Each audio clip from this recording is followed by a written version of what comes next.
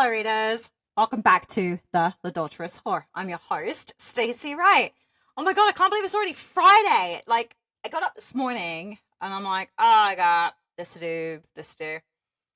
My husband was like, don't you have a podcast put out today? And I'm like, yeah. I was like, wait, what? Yeah, so it's Friday. Happy 4th of July to my American friends. I hope you're having a wonderful day. So today's episode's my Read Like Rory.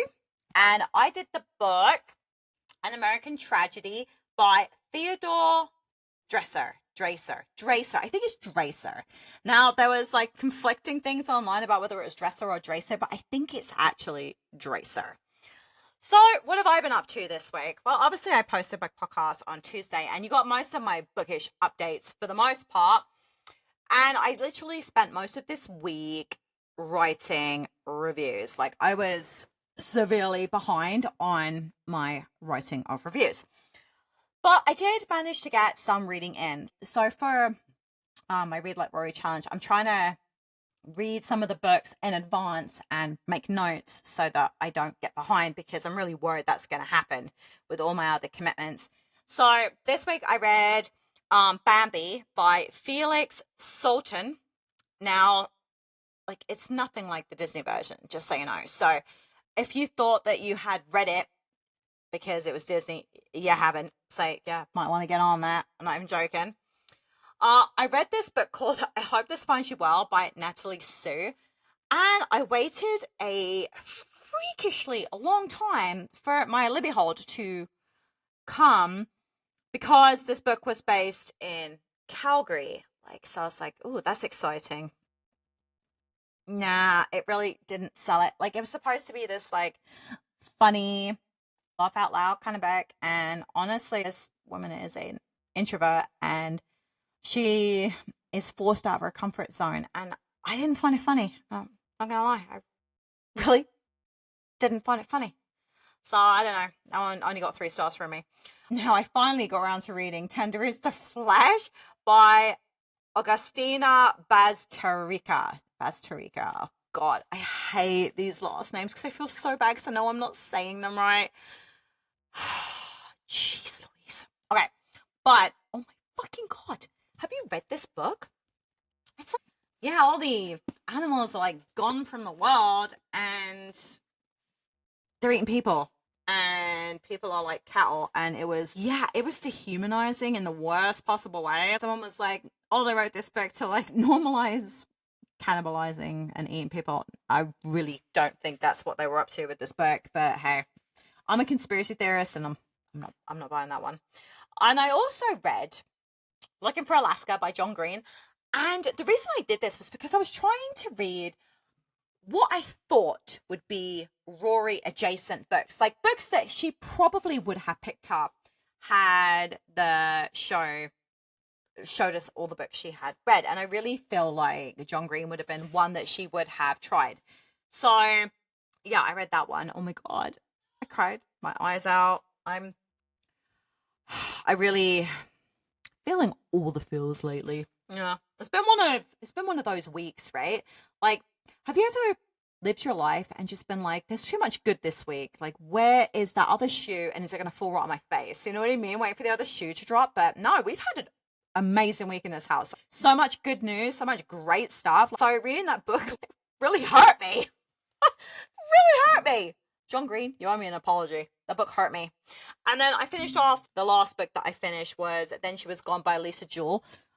Oh my God, that woman writes these books that just go twist, twist, twist, crack. Oh, I didn't see that coming. Oh my God, what's over there? Ha ha, I should have been looking here. You know what I mean? Like, her books are really wild. So I had a really interesting reading week. That was a good week, I'm not going to lie. So anyway, this is season 2, episode 8, Read Like Rory, An American Tragedy by Theodore Dreiser. I know I'm right. Okay, Dreiser. Oh, I was saying it wrong. It's Dreiser. Okay, so what is this book about? Now, believe it or not, this book was actually based on a true crime. Now, there was this guy, his name was Chester Gillette. I think his name was Gillette. And he murdered a woman called Grace Brown. Now, this happened back in 1906. So the author of this book, what he did was he researched the heck out of this true crime and then wrote this like fictionalized piece on it. Okay. So it's the story of Clyde Griffins. He's a young man from a very poor religious family, and he's yearning for wealth and the social status that he didn't have growing up. Now, he gets caught between two perfectly wonderful women. The first one is Roberta Alden, and she is a working class girl, not a working girl, okay? Because somebody misread that and was just like, oh, she was like a. No. She was just a working class girl. So she was low class. And he impregnates her. And the other one is called Sondra Finchley. And she is a wealthy socialite, which is what he wants, right? Like he wants the status. He wants the upper class life. So what happens is he's driven by his ambition and fear of the societal repercussions of what he's been up to, impregnating one woman, trying to get with this socialite woman. And he makes this mistake of planning the murder of the working class girl. And it basically leads to his downfall. Now, why would Rory be drawn to a book like this? Well, this is a really easy question to answer. Think about it, okay? She's ambitious. Like, she wants things that somebody in her station probably shouldn't be striving for. This book covers that. It covers social class and the darker side of wanting the American dream. And honestly, it's a really complex tale. This young man's desperate pursuit for success, trying to break out of his social construct, and it basically ends up shaping who he is. The book is full of like morality, the consequences of a person's actions. It was a really interesting book. So for me, I think Rory was excited to read this book, and she probably got a lot from it because it explores ambition and class. And hello, her mother raised her working class single mother, but her mother was born into upper middle class status, and she fled it to have her child and be able to take control of her own life. And if you think about that from the idea of societal norms, so Lorelai had all the privilege, but didn't want to be controlled.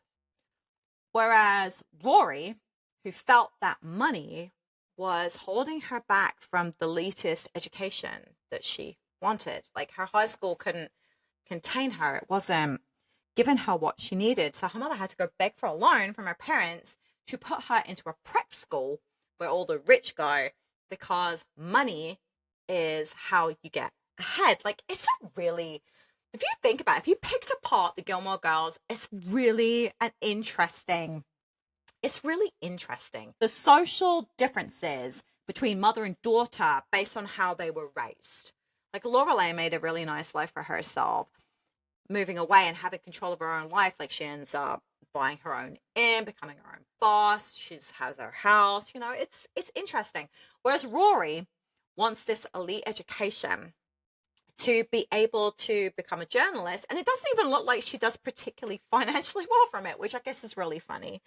Now, I'm also assuming that Rory, the book really spoke to her with the social hypocrisies that have happened to her in her life too, right? She's very smart, but she comes from a working class family, whereas says rich boys who get elite educations and elite jobs, but they're not smart enough to have earned it. So I really feel like this book would have really have spoken to Rory on more levels than even we can understand. I also feel like the writing style was probably right up her alley. It was very vivid and immersive, and you felt like you were really there. Now, that's the kind of writing I get the feeling that Rory likes. She likes people to describe a tree over 20 pages. That's kind of how, after reading the books that she was reading, I really feel like that is something that mattered to her. Very descriptive writing.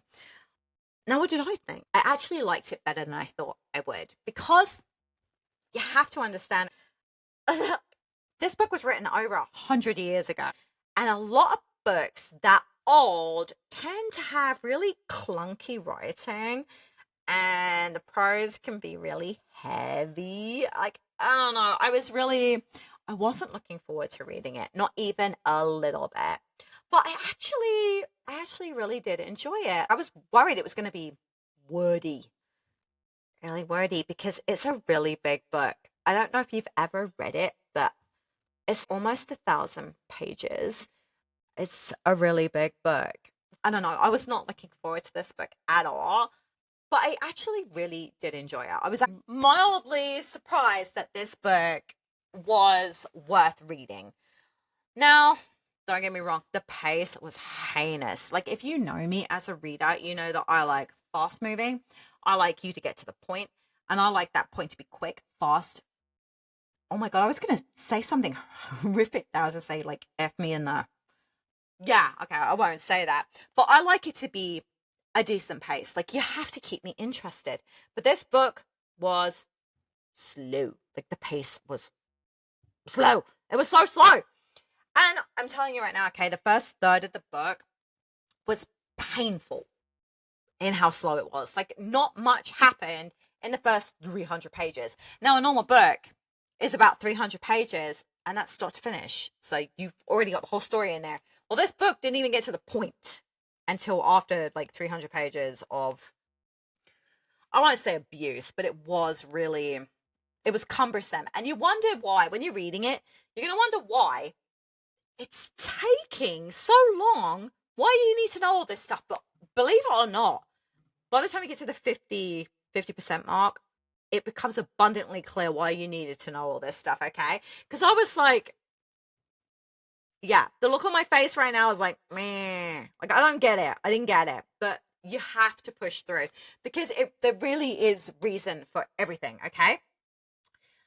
Now, I kind of wished that I could have found the audio version of this book. My library didn't have it, and I was not going to pay $40 for an audiobook.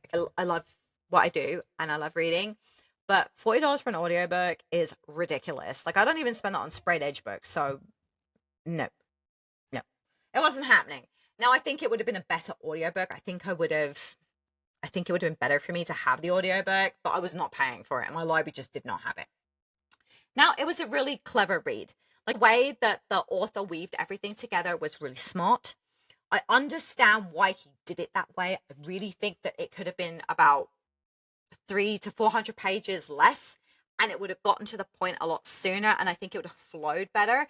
But I understand what he was doing. Like, from what I was reading, it sounds like he was a journalist, and he took the whole crime, the original crime, and he literally mind mapped it. He took a long time putting this stuff together so that he could give you basically this crime fictionalized in a novel. So I understand what happened that way, but I really think it may have put some readers off, because, geez Louise, it was a big book, and I was an ebook, okay, so it's not like I had to hold this like, oh man, my arm. It's like, it wasn't heavy. I was just reading it on my iPad.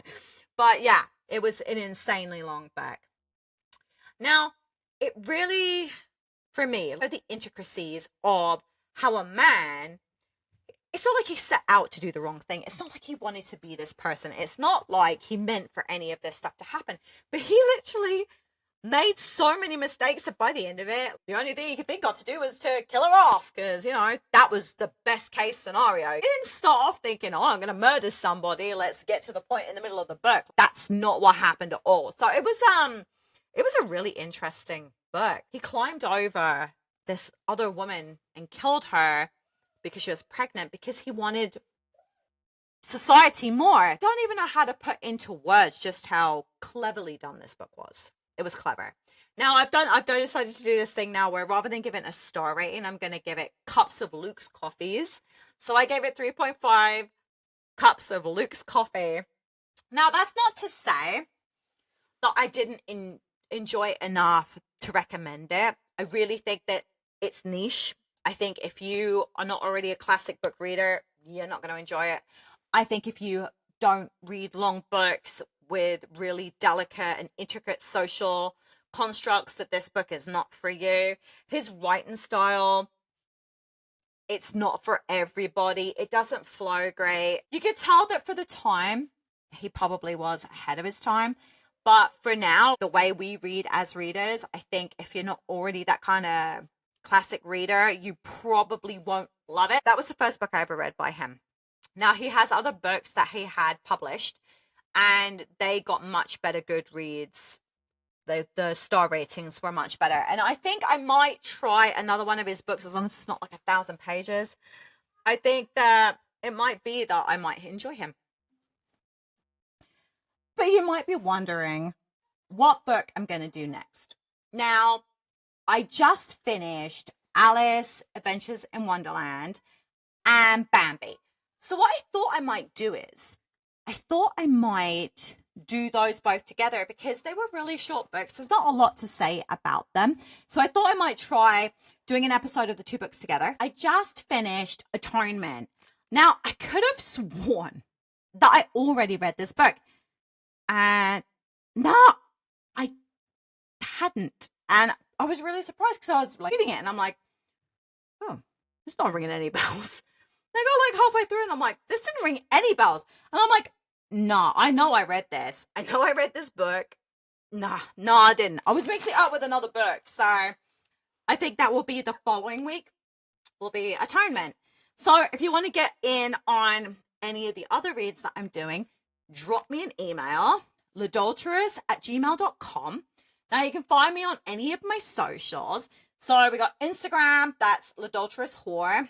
You can also find my Bookalorean designs over there if you're interested in reviews. YouTube.com/@litdulterous. You can find me on Facebook at a litdulterous whore. TikTok, you can find my @litdulterous on TikTok, or you can find my Bookalorean_designs on TikTok.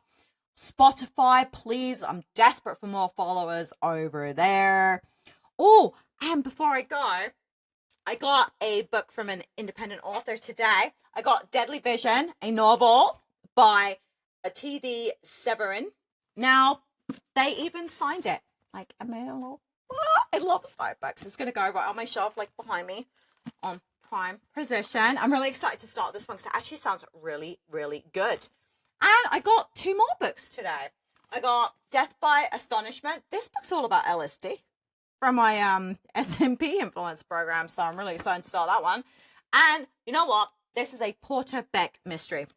Now, I started out with the very first one of the series through my SMP program, and this was called The Blue Horse. And yeah, I'm really excited to start that one because I didn't think I was going to get a copy because I don't remember seeing anything about it in the emails. But yay me!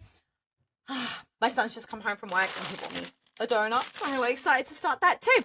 I hope you guys have the reading weekend that you deserve, and I will see you on Tuesday. Have a wonderful, wonderful weekend, guys, and happy 4th of July. Take care.